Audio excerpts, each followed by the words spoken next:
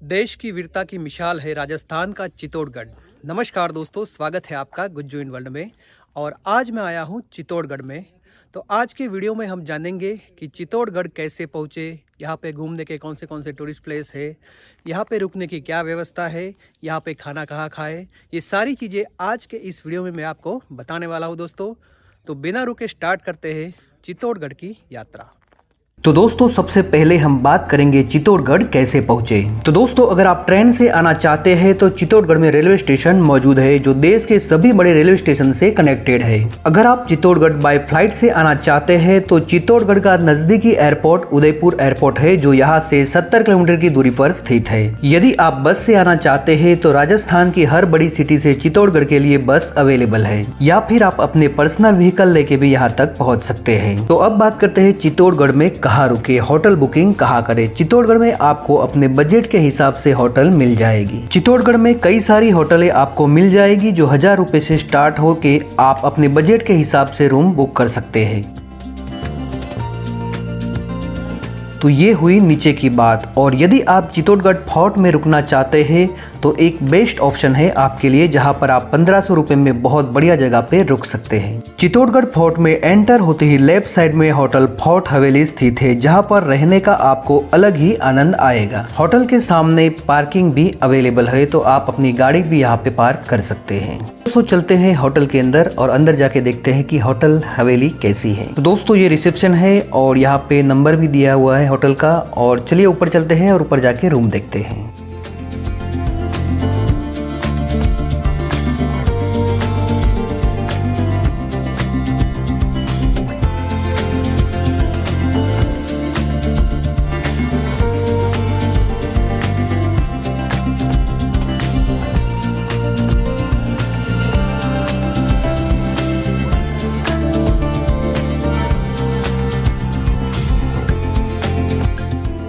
क्या नाम है?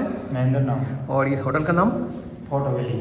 फोर्ट हवेली। और ये चित्तौड़गढ़ फोर्ट के ऊपर है? चित्तौड़गढ़ फोर्ट के ऊपर है, रामपोल गेट में, फर्स्ट गेट। ओके, तो अभी हम रूम देखेंगे यहाँ पे।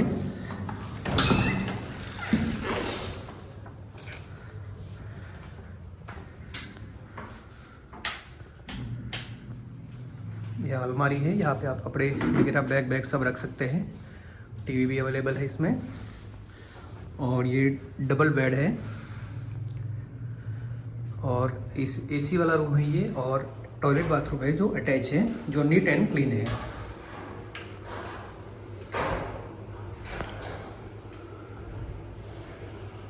तो दोस्तों इस रूम की रेट जो है वो 1500 रुपये है।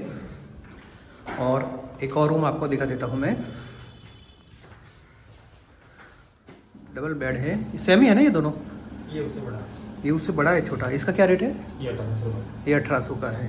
इसमें भी अलमारी है, टीवी भी है और टॉयलेट बाथरूम यहाँ पे अटैच है। और उससे बाथरूम भी थोड़ा बड़ा है और नीट एंड क्लीन है यहाँ पे। और गर्म पानी की भी यहाँ पे सुविधा अवेलेबल है।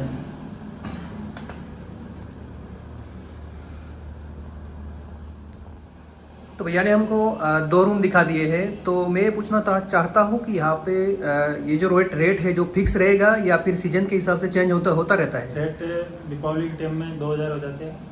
यानी जो 1500 का रूम है उसके 2000 हो जाएंगे। और ये जो 1800 इसका 2200-2300 तक में आपको मिल जाएगा। और जैसे कोई फ़ोन करके एडवांस बुकिंग करना चाहता है तो हो जाएगा? कॉल करके भी हो सकता है, बाकी ऑनलाइन भी है हमारा, ओयो पे है इस पे। ओके। कॉल करने से अपने को फायदा होता है, 200-300 टैक्स वगैरह होता है वो बचा। नहीं, ओयो से आपसे डायरेक्ट मान लो कोई कांटेक्ट करना चाहता है तो कॉलिंग नंबर है इसमें, वो तो आप हो जाएगा, है ना? ओके। इसमें पहले पेमेंट कुछ देना पड़ेगा ऑनलाइन या फिर? आप अगर पहले से बुक करते हैं तो उसमें आपको आधा पेमेंट करना होगा। ओके। बाकी आप पूरा पेमेंट यहाँ आने के बाद में कर सकते हैं। ओके, थैंक यू भैया।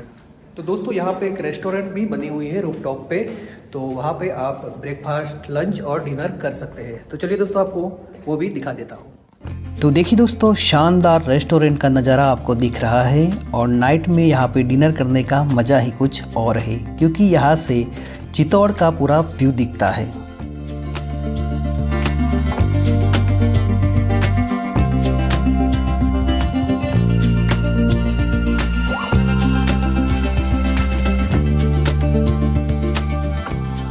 देखिए दोस्तों, यहाँ से चित्तौड़गढ़ सिटी का नीचे का एक शानदार नज़ारा आपको नज़र आ रहा होगा।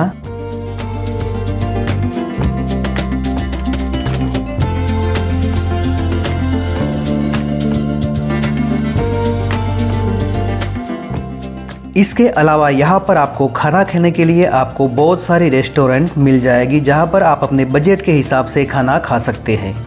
तो दोस्तों, यदि आप नीचे रुके हुए हैं यानी चित्तौड़गढ़ सिटी में रुके हुए हैं तो यहाँ पर भी आपको एक से बढ़कर एक रेस्टोरेंट यहाँ पे आपके अपने बजट के हिसाब से मिल जाएगी, जहाँ पे आप बढ़िया खाना खा सकते हैं। तो चलिए दोस्तों, अब चलते हैं चित्तौड़गढ़ की सैर करते हैं। चित्तौड़गढ़ फोर्ट एक पहाड़ी के ऊपर स्थित है जो 1850 फीट की ऊंचाई पर स्थित है। तो दोस्तों, अब बात करते हैं चित्तौड़गढ़ फोर्ट कैसे घुमा जाए। तो चित्तौड़गढ़ फोर्ट जाने के लिए आप अपनी पर्सनल गाड़ी से भी जा सकते हैं, या फिर आप यहाँ से नीचे से ऑटो हायर करके भी ऊपर जा सकते हैं, या फिर 2 व्हीलर हायर करके भी आप ऊपर जा सकते हैं। तो दोस्तों, फोर्ट तक पहुंचने के लिए हमें 7 पोल पार करने पड़ेंगे, यानी 7 गेट पार करने पड़ेंगे। राजस्थान में गेट को पोल कहा जाता है। आपको बता दें कि यह फोर्ट एशिया का सबसे बड़ा फोर्ट है। अगर हम बाउंड्री वॉल को ध्यान में रखते हुए बात करेंगे तो वो कुंभलगढ़ फोर्ट है, लेकिन सिर्फ किले की बात करें तो एशिया का सबसे बड़ा फोर्ट चित्तौड़गढ़ फोर्ट है। चित्तौड़गढ़ का किला भारत के सबसे बड़े किलों में से एक है। इतिहासकारों के अनुसार इस किले का निर्माण मारिया वंशीय राजा चित्रांगद मारिया ने 7वीं शताब्दी में करवाया था और इसे अपने नाम पर चित्रकूट के रूप में बसाया था। बाद में यह किला चित्तौड़ कहा जाने लगा। मेवाड़ के प्राचीन सिक्कों पर एक तरफ चित्रकूट नाम अंकित मिलता है। रानी पद्मिनी और राजा रतन रावल सिंह की कभी न भुलाई जाने वाली प्रेम कहानी को चित्तौड़गढ़ का किला बयां करता है। रानी पद्मिनी को जीतने के लिए राजा रतन रावल सिंह को काफी परीक्षाएं पास करनी पड़ी थी। चित्तौड़गढ़ का यह किला यूनेस्को वर्ल्ड हेरिटेज साइट में शामिल है। इस किले के अंदर लगभग 5000 लोग रहते हैं। राजस्थान में ऐसे 3 लिविंग फोर्ट हैं जहां पर लोग आज भी रहते हैं। इनमें से चित्तौड़गढ़ फोर्ट, जैसलमेर फोर्ट और कुंभलगढ़ फोर्ट। तो दोस्तों, कुंभलगढ़ फोर्ट का वीडियो ऑलरेडी मैं अपलोड कर चुका हूँ, जिसका लिंक मैंने डिस्क्रिप्शन बॉक्स में दे दिया है, जहाँ से आप वीडियो देख सकते हैं, या फिर आप प्लेलिस्ट में जाके भी वीडियो देख सकते हैं।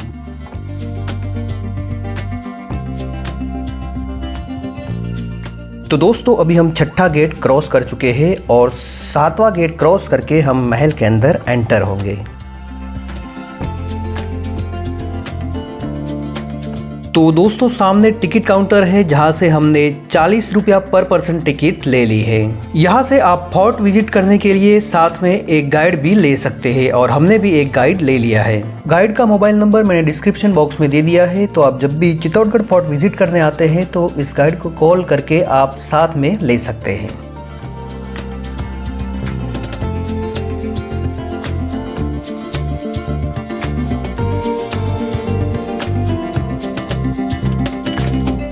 तो दोस्तों, अभी मैं आपको चित्तौड़गढ़ फोर्ट का बेहतरीन व्यू दिखाता हूँ।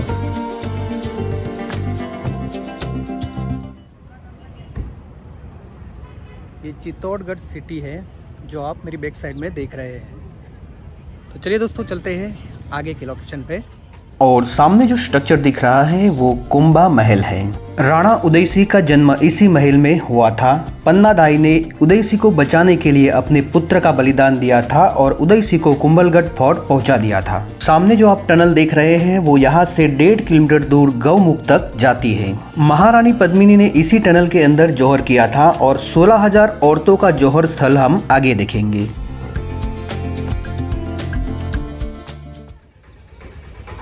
तो दोस्तों, अभी हम पहुँचे हैं मीरा मंदिर के पास और चलिए चलते हैं अंदर मीरा मंदिर में और दर्शन करते हैं मीराबाई के मंदिर में। जो मीराबाई थी वो श्री कृष्ण भगवान की परम भक्त थे वो।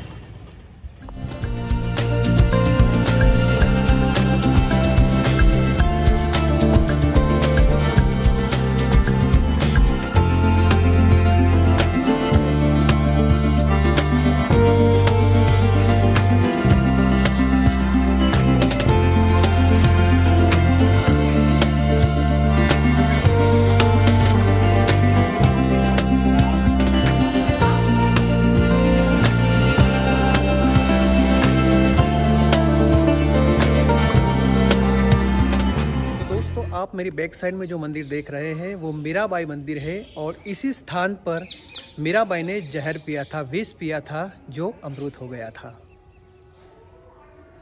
यही वो मंदिर है। ये मीराबाई मंदिर है। यहाँ पर मीराबाई को उनके देवर विक्रमजीत सिंह ने जहर दिया था, जो अमृत बन गया था। इसी मंदिर में मीराबाई अपने इष्ट देव गिरधर गोपाल के भजन कीर्तन और सेवा पूजा किया करती थी।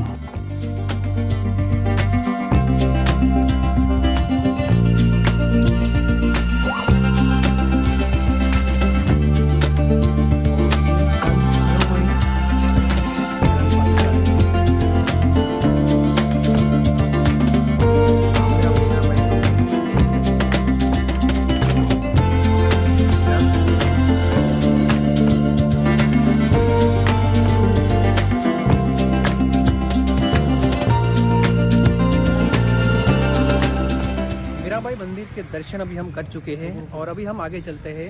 चित्तौड़ में और भी बहुत कुछ देखने का है। चलिए दोस्तों, अभी हम जा रहे हैं मीराबाई मंदिर से लगभग 400 मीटर की दूरी पे स्थित विजय स्तंभ के पास। जानकारी मिलेगी, है ना। तो अपन यहाँ पर 4 पॉइंट एक साथ विजिट करेंगे। ये किले का बेस्ट पार्ट है, यानी मोस्ट इम्पोर्टेंट पॉइंट है, जहाँ पर 4 पॉइंट एक साथ देखने मिलेगा। फर्स्ट आपको देखने मिलेगा टावर ऑफ विक्ट्री, मिस विजय स्तंभ। दूसरा इसके सामने एक गार्डन है जिसको जौहर स्थल के नाम से जाना जाता है। तीसरा शिव टेम्पल है। चौथा उसके पीछे एक लेक है जिसको बहुमुखी लेक कहा जाता है। जैसे चित्तौड़ के बारे में आप सर्च करते हो ना गूगल नेट पर, तो उसी लेक का आपको फोटो देखने को मिलता है। अच्छा, ये स्तंभ आप देखते हो 2 स्टेट पर एक साथ विजय प्राप्त करने की खुशी में बनाया था। 2 स्टेट यानी मालवा के महमूद खिलजी जिन्होंने मध्य प्रदेश बसाया था, और गुजरात के अहमद शाह जिन्होंने अहमदाबाद शहर बसाए थे। ये उस टाइम के 2 मुस्लिम स्टेट होते हैं। तो महाराणा कुंभा ने दोनों पर एक साथ विजय प्राप्त की।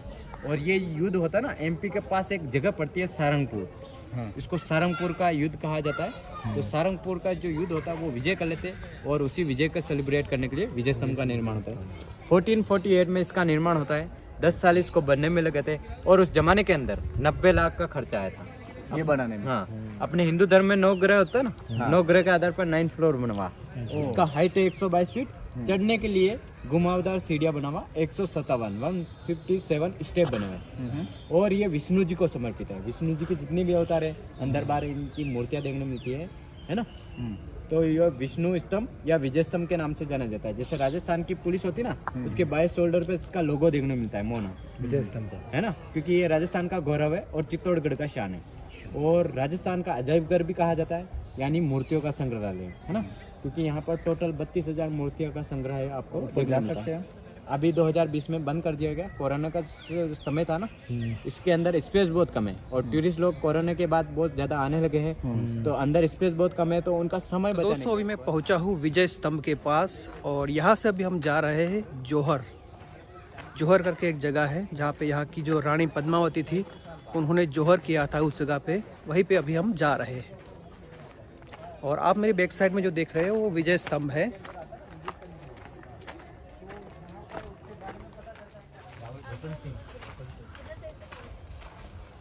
आगे आओ, थोड़ा आगे आगे। तूने कैसे लिया था? हाँ भी ने उधर से खींच लेंगे, उधर से।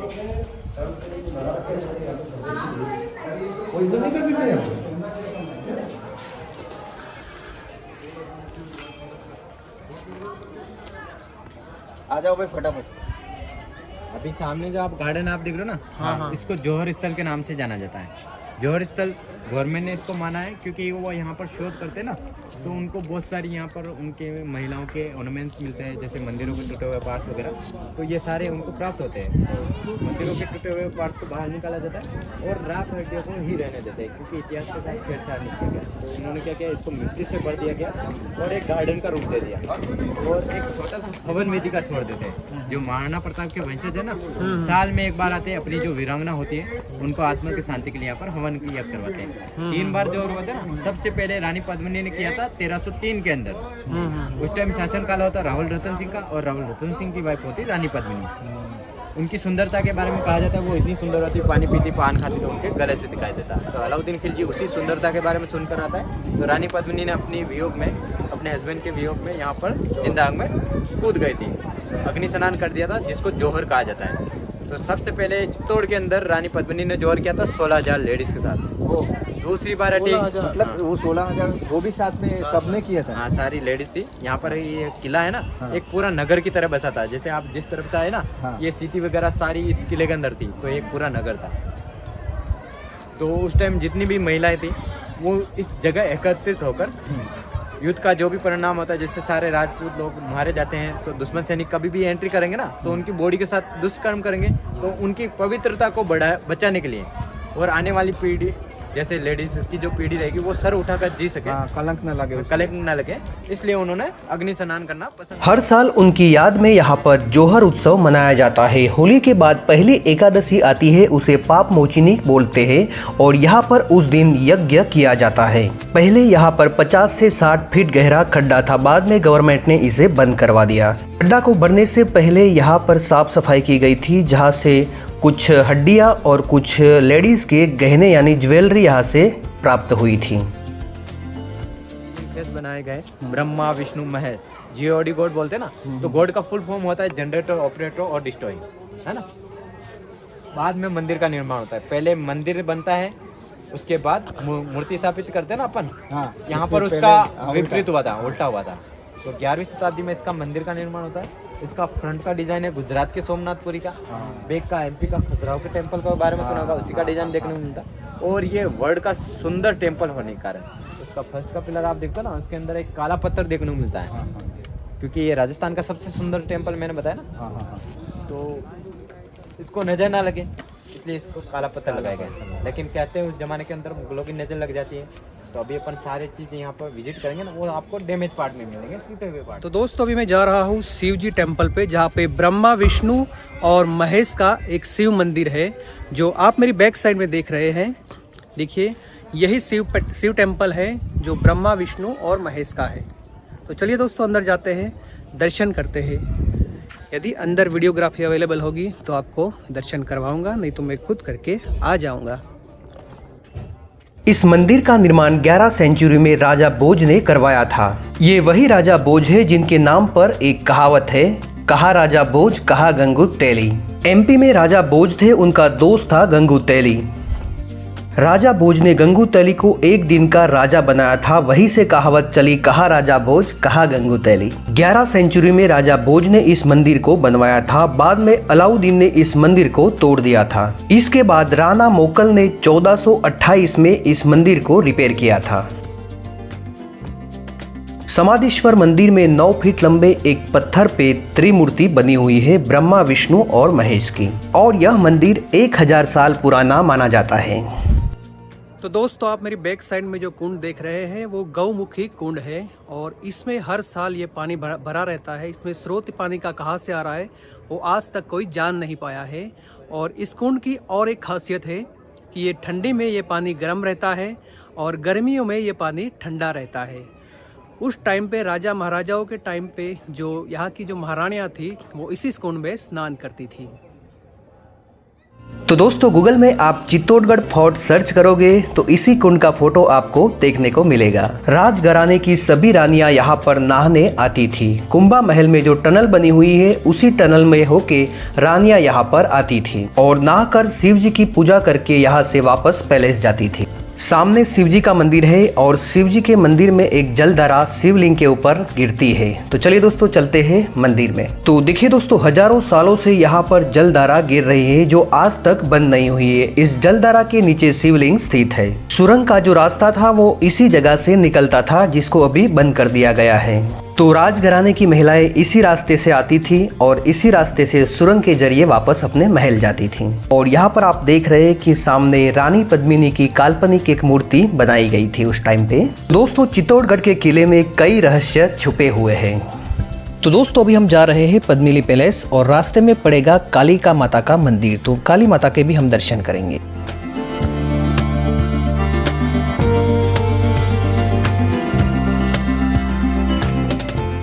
अभी हम काली माँ के मंदिर पहुंच चुके हैं और पहले ये मंदिर सूर्य मंदिर था जिसको तोड़ दिया गया था और 26 जनवरी 1313 में अष्टमी के दिन हमीर सिंह ने इसमें काली माँ की मूर्ति की स्थापना की थी और ये काली माँ टेम्पल कहलाया।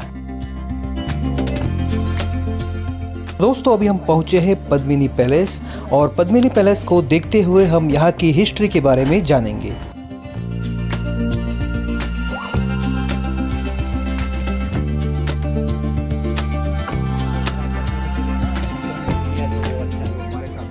वो अच्छा है, है ना।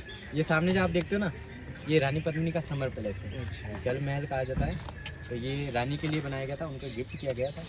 रावण रतन सिंह की फर्स्ट वाइफ थी जिसका नाम था नागवती। ये नागवती का पैलेस है, बड़ी रानी जिसको कहा जाता है। वैसे तो उनकी 14 रानियाँ थी, लेकिन ये इतिहास में दोनों ये बड़ी रानी में मैटर रखती थी। इन दोनों का नाम आता है इतिहास के अंदर। बड़ी रानी यानी नागवती, छोटी रानी यानी रानी पद्मिनी, जो बाद में विवाह करके लेके आते हैं ना। वैसे तो दोस्तों अभी हम पहुंच चुके हैं रानी पद्मावती के महल के पास। तो चलिए दोस्तों अंदर चलते हैं और आपको दिखाते हैं रानी पद्मावती का महल।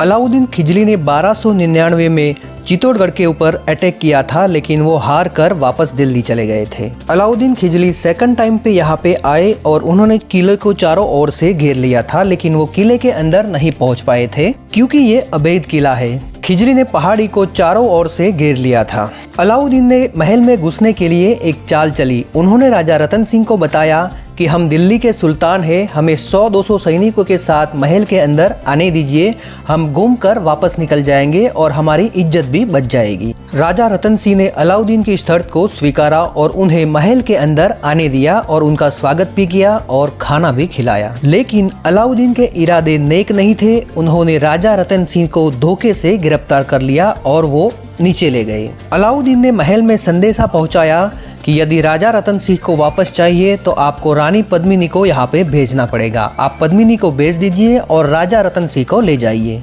राजपूतों को पता चला कि हमारे साथ धोखा हुआ है तो उनका खून खौल उठा और उन्होंने तय किया कि हम धोखे का बदला धोखे से लेंगे। रानी पद्मिनी जितनी सुंदर थी उतनी ही चालाक भी थी। उसने अलाउद्दीन के पास जाने का फैसला कर लिया।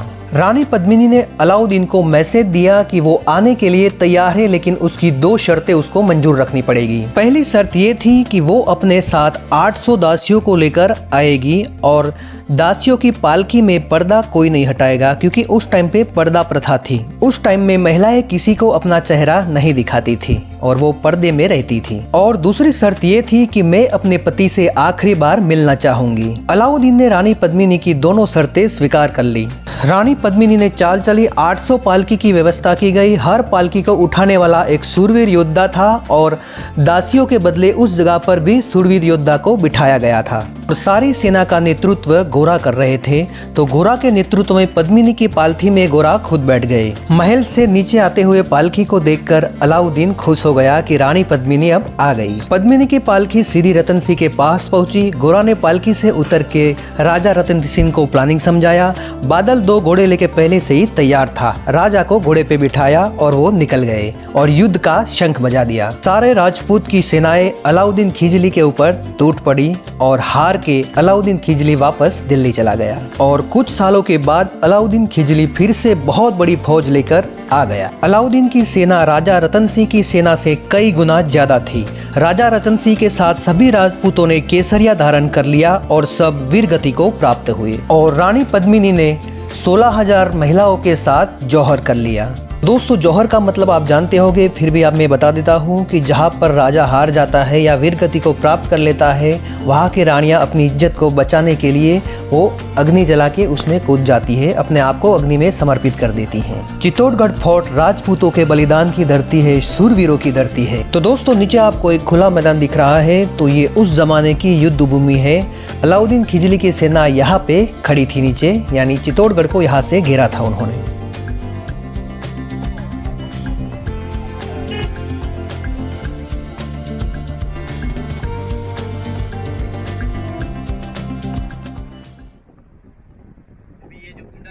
महाभारत काल के समय से भी संबंध रखता है, यानी आज से 5000 साल पुराना ये कुंड है। इसको भीमलत कुंड के नाम से जाना जाता है। उनको जब अज्ञातवास होता ना 5 साल का, तब वो पूरे भारत में अपना समय बिताया था। तो उन्होंने यहाँ पर भी अपना समय बिताया था। जब उनको प्यास लगती है, पानी की जरूरत होती है। तो दोस्तों अभी मैं पहुँचा हूँ भीमलत कुंड पे और यहाँ पे अज्ञातवास में 5 पांडवों ने यहाँ पे आए थे और यहाँ पे भीम ने लात मार के इस कुंड को बनाया था, इस कुंड की रचना की थी। और यहाँ पे एक शिव मंदिर भी बनाया था, जो आप मेरी बैक साइड में देख रहे हैं वो शिव मंदिर है। और यहाँ पे उन्होंने पूजा की थी 5 पांडवों ने। आप देख रहे हैं मेरी बैक साइड में ये भीमलत कुंड है। ऐसे भारत देश में बहुत सारे भीम कुंड है, लेकिन इसका नाम है भीमलत कुंड, यानी लात मार के इस कुंड को बनाया था उन्होंने। चित्तौड़गढ़ फोर्ट में ऐसे टोटल 84 कुंड बने हुए हैं। राजा महाराजाओं के टाइम पे पीने का पानी का स्रोत यही था। इसी कुंड से पूरे महल के लोग पानी पीते थे। पूरे साल इस कुंड में पानी भरा रहता है। और सामने आप देख रहे हैं कि सामने एक शिव मंदिर बना हुआ है। यहाँ पे 5 पांडवों ने पूजा की थी इसी शिव मंदिर में। तो दोस्तों अभी मैं पहुंचा हूं और एक शिव मंदिर के पास, और यहाँ पे भी ब्रह्मा, विष्णु और महेश की मूर्ति अंदर स्थित है। जो पहले एक और मंदिर हमने देखा था वैसा ही सेम मंदिर यहाँ पे है। तो चलिए दोस्तों अंदर चलते हैं और दर्शन करते हैं भोलेनाथ के, जहाँ पे ब्रह्मा, विष्णु और महेश की मूर्ति स्थित है। और यहाँ पे खास करके आप देख रहे होंगे कि जो भी जितने भी मंदिर है, जितने भी स्ट्रक्चर है पुराने, वो खंडित हो चुके हैं।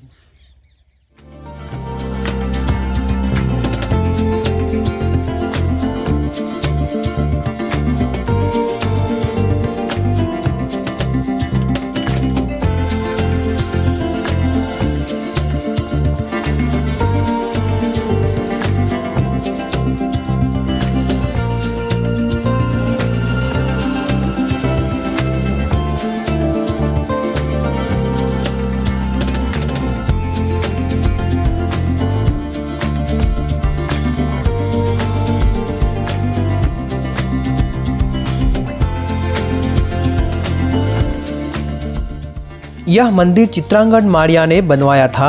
इस मंदिर को अद्भुतनाथ शिव मंदिर कहते हैं। यहाँ पर भी ब्रह्मा, विष्णु और महेश की मूर्तियां स्थित है। ऐसा ही सेम मंदिर हमने गौमुख कुंड के पास, जहाँ पे जौहर स्थल है, उसी जगह पे हमने देखा था, दर्शन किए थे वहाँ पे।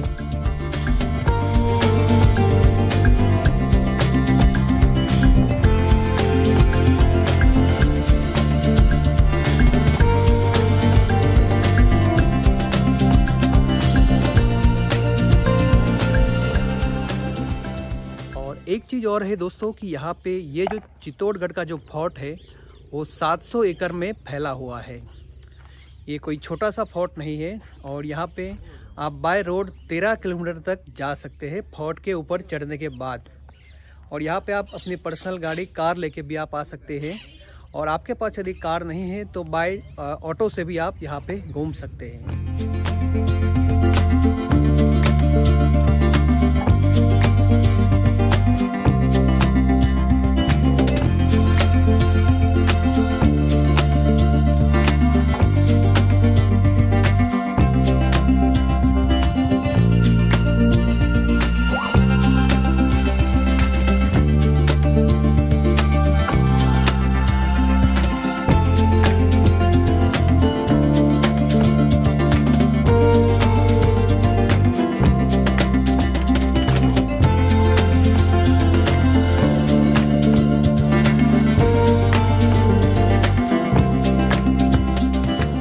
तो दोस्तों फतेहपुर सीकरी का नाम तो आपने सुना ही होगा। वहाँ पे एक बुलंद दरवाज़ा है, तो वो बुलंद दरवाज़ा इसी जगह पे स्थित था।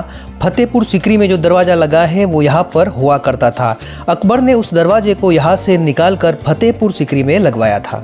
और ये जो गेट आप सामने देख रहे हैं वो गेट भी बहुत पुराना है। लगभग ये गेट 1000 साल पुराना है। तो दोस्तों अब हम जा रहे हैं कीर्ति स्तंभ की ओर।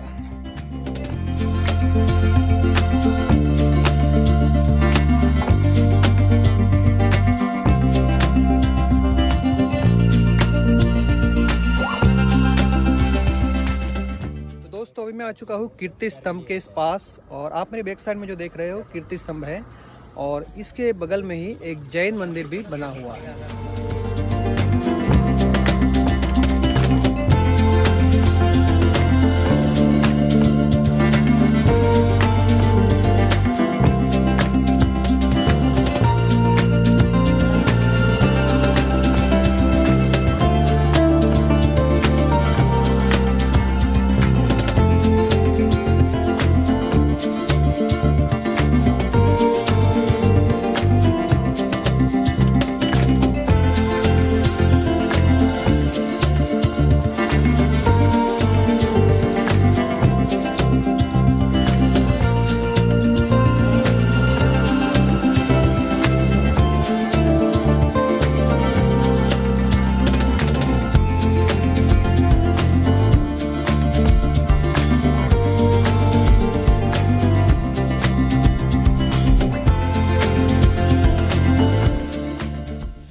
दोस्तों अभी मैं आप पहुंचा हूँ लास्ट कुंड में और आप मेरी बैक साइड में जो देख रहे हैं वहाँ पे नेचुरल ये कुंड है, उसमें से पहाड़ियों में से अंदर से पानी गिर रहा है। आपको आवाज़ सुनाई दे रही होगी, बैकग्राउंड जो साउंड है आपको सुनाई दे रहा होगा कि यहाँ पे अंदर से पहाड़ियों से पत्थर के अंदर से ही पानी गिर रहा है यहाँ पे।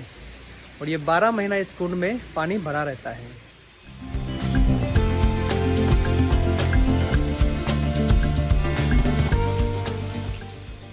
तो उम्मीद करता हूँ दोस्तों आपको ये मेरी वीडियो पसंद आई होगी, और यदि पसंद आई है तो वीडियो को लाइक, और जो दोस्त लोग मेरे चैनल पे पहली बार है वो मेरे चैनल को सब्सक्राइब करना और बेल आइकन को प्रेस करना न भूले, ताकि मेरे लेटेस्ट वीडियो की नोटिफिकेशन आपको मिलती रहे। वीडियो देखने के लिए धन्यवाद।